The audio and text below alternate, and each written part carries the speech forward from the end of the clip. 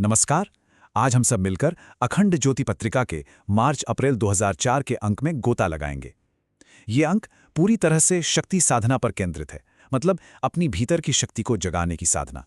तो चलिए समझते हैं कि ये पत्रिका हमें आत्म जागरण और आध्यात्मिक उन्नति के रास्ते पर आगे कैसे ले जा सकती है।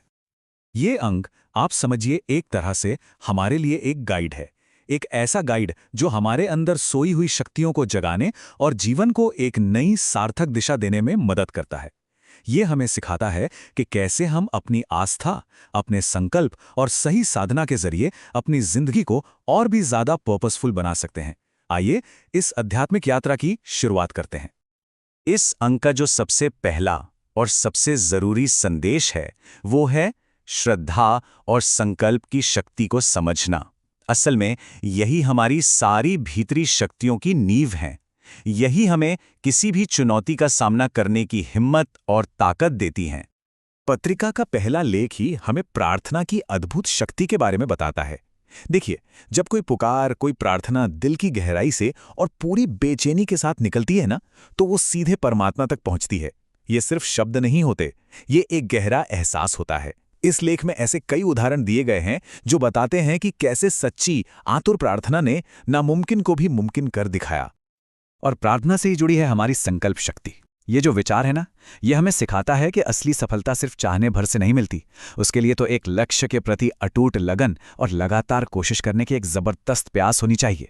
जब हमारा इरादा पक्का होता है तो हम अपनी कमजोरियों को भी अपनी ताकत बना सकते हैं। बिल्कुल वैसे ही जैसे पत्रिका में कोलंबस का उदाहरण दिया है, जिन्होंने अपने मजबूत इरादे से ही एक नई दुनिया खोज निकाली थी।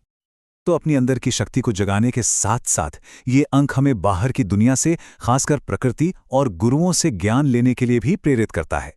चलिए देखते हैं कि कैसे प्रकृति का अनुशासन और गुरुओं का मार्गदर्शन हमारी जिंदगी बदल सकता है। प्रकृति हमारी सबसे बड़ी टीचर है ना? पत्रिका हमें चींटियों से सीखने को कहती है। सोचिए, छोटी छोटी चींटियां कैसे बिना किसी लीडर के एक साथ मिलकर काम करती हैं। कितना गजब का अनुशासन और संगठन है उनमें। और मधुमक्खियां, वो हमें सिखाती हैं कि कैसे मिलकर मेहनत करने से मीठा फल मिलता है।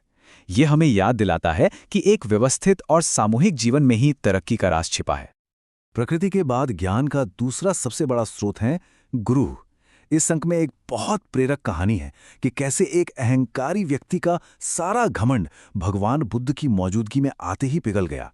ये दिखाता है कि एक सच्चे गुरु का साथ हमारे अहंकार को खत्म करके हमारे अंदर ब्रह्मण्त्व, मतलब हमारे असली दिव्य स्वरूप को जगा सकता है। गुरु का प्रकाश ही हमें अज्ञान के अंधेरे से बाहर निकालता है। अच्छा, ज्ञान तो मिल गया, श्रद्धा और संकल्प की बात भी समझ आ गई। पर अब सवाल ये उठता है कि इसे अपनी रोजमर्रा की जिंदगी में उतारे कैसे? तो ये खंड हमें साधना के प्रैक्टिकल तरीकों से मिलाता है ताकि हम इन आध्यात्मिक सिद्धांतों को जी सकें। पत्रिका में गायत्री उपासना की पूरी प्रक्रिया को बड़े ही विस्तार से समझाया गया है। ये सिर्फ एक पूजा नहीं है, बल्कि ये खुद को सुधारने का एक पूरा विज्ञान है। इसके 5 कदम हैं: आत्मशोधन यानी खुद को साफ करना, देव पूजन, जप, ध्यान और फिर विसर्जन। हर एक कदम का अपना गहरा मतलब है और ये हमें एक पवित्र और अनुशासित जीवन की ओर ले जाता है। और गायत्री उपासना के साथ ही ये अंक नवरात्रि साधना के महत्व पर भी बहुत जोर देता है। ये 9 दिन सिर्फ उपवास के नहीं हैं, बल्कि ये आत्मचिंतन, अनुशासन और तप के लिए एक बहुत खास मौका होते हैं। इस दौरान जो साधना की जाती है वो साधक को अंदर से मजबूत बनाती है और दैवी माँ की असीम कृपा और आशीर्वाद को अपनी ओर खींचती है। देखिए, ये जो आध्यात्मिक सिद्धांत हैं, ये सिर्फ पूजा घर तक या अकेले में करने के लिए ही नहीं है। पत्रिका हमें ये भी दिखाती है कि कैसे हम इन सिद्धांतों को अपने त्योहारों और अपने सामाजिक जिंदगी का हिस्सा बना सकते हैं। जैसे होली का त्योहार ले लीजिए, इसका असली मतलब क्या है और आज हम इसे मनाते कैसे हैं? इसका सच्चा मतलब तो है सामाजिक एकता, प्रेम और आपसी दुश्मनी को भुलाकर एक हो जाना। लेकिन आज ये अक्सर शोर, शराबे और नशेबाजी में सिमट कर रह गया है। ये पत्रिका हमें सोचने पर मजबूर करती है कि हम अपने त्योहारों की आत्मा को फिर से कैसे जिंदा कर सकते हैं। त्योहारों से आगे बढ़कर पत्रिका एक बहुत ही मॉडर्न, आज के ज़माने का सवाल उठाती है कि ये जो डिजिटल क्रांति है, ये जो इंटरनेट की दुनिया है, कहीं ये हमें असलियत से दूर तो नहीं ले जा रही?